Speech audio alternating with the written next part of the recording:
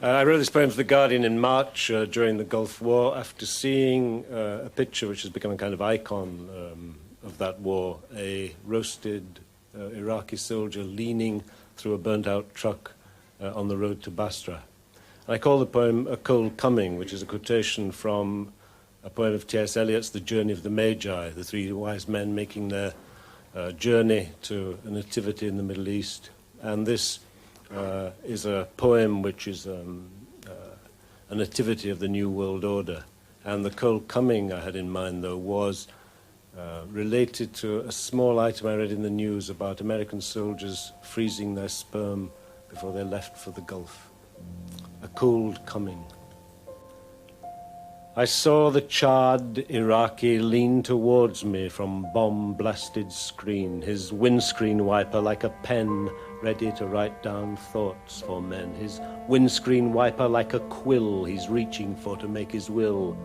I saw the charred Iraqi lean like someone made of plasticine, as though he'd stopped to ask the way. And this is what I heard him say.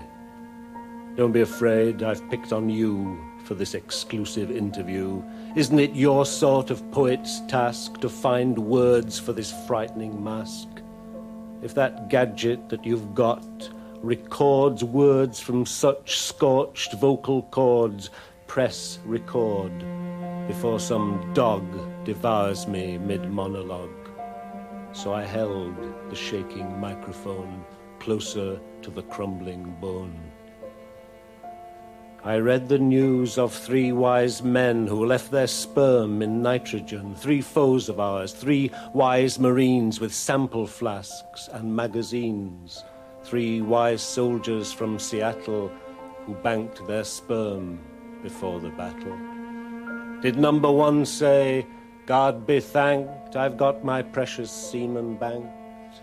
And number two, oh praise the Lord, my last best shot is safely stored.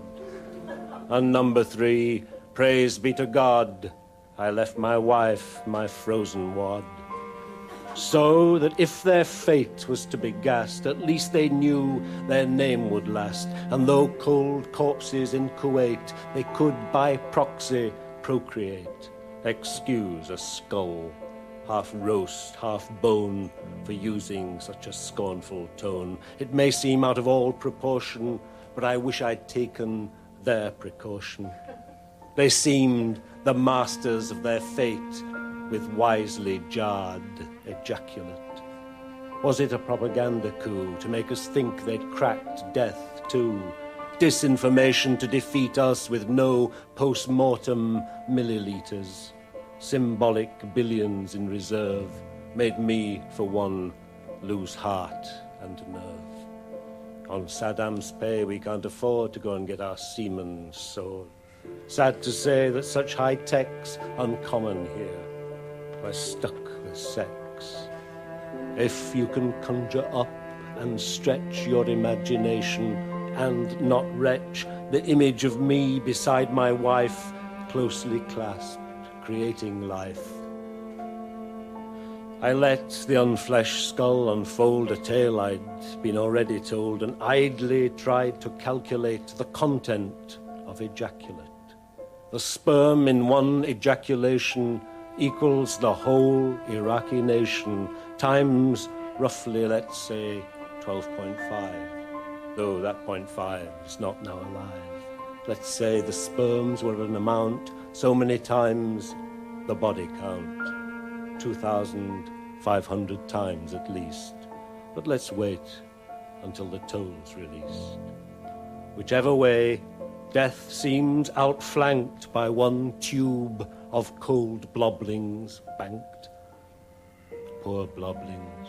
Maybe you've been blessed with of all fates possible, the best, according to Sophocles, i.e., the best of fates is not to be.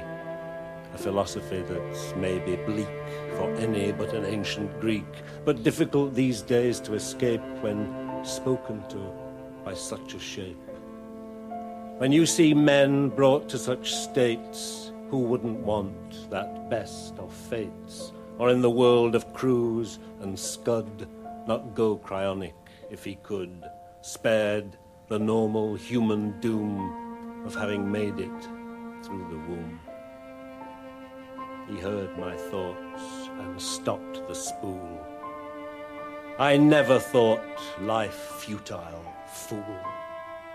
Though all hell began to drop, I never wanted life to stop. I was filled with such a yearning to stay in life as I was burning, such a longing to be beside my wife in bed before I died, and most to have engendered there a child untouched by war's despair. So press record. I want to reach the warring nations with my speech. Don't look away. I know it's hard to keep regarding one so charred, so disfigured by unfriendly fire, and think it once burnt with desire. The fire has flayed off half my features. They once were like my fellow creatures, till some screen-gazing, crop-haired boy from Iowa or Illinois, equipped by ingenious technophile, put paid to my paternal smile and made the face you see today an armature half-patched with clay, an icon framed, a looking-glass for devotees of kicking ass, a mirror that returns the gaze of victors on their victory days, and in the end stares out the watcher who ducks behind his headline, gotcha, or behind the flag-bedecked page 1 of the true to bold typesetting Sun.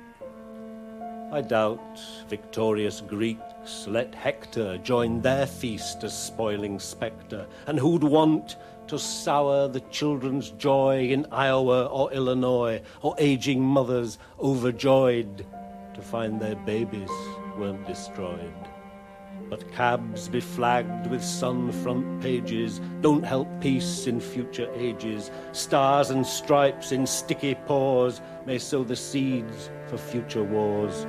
Each Union Jack the kids now wave may lead them later to the grave. But praise the Lord and raise the banner, excuse a skull's sarcastic manner. Desert rat and desert stormer spared all scars and maybe trauma. The seaman bankers are all back to sire their children in the sack, with seed sown straight from the sower, dump second-hand spermatozoa. Lie that you saw me, and I smiled to see the soldier hug his child. Lie and pretend that I excuse my bombing by B-52s. Pretend I pardon and forgive that they still do and I don't live. Pretend they have the burnt man's blessing. Then, maybe, I'm spared confessing that only fire burnt out the shame of things I'd done in Saddam's name. The deaths, the torture, and the plunder, the black clouds all of us are under. Say that I'm smiling and excuse the scuds we launched against the Jews. Pretend I've got the imagination to see the world beyond one nation. That's your job, poet, to pretend I want my foe to be my friend. It's easier to find such words for this dumb mask like baked dog turds. So lie and say the charred man smiled to see the soldier hug his child. This gaping rictus once made glad a few old hearts back in Baghdad, hearts growing older by the minute as each truck comes without me in it. I've met you, though, and had my say, which you've got taped. Now go away. I gazed at him, and he gazed back, staring right through me to Iraq, facing the way the charred man faced. I saw the frozen file of waste, a test tube frozen in the dark, crib and Kaaba, sacred ark, a pilgrimage of cross and crescent, the chilled suspension of the present. Rainbows, 7 shades of black, curve from Kuwait back to Iraq, and instead of gold, the frozen crocs crammed with mankind on the rocks. The congealed genie who won't thaw until the world renounces war. Cold spunk, meticulously jarred, never to be charer or the charred. A bottled Bethlehem of this cum-curdling, cruise scud-cursed millennium. I went. I pressed rewind and play, and I heard the charred man say,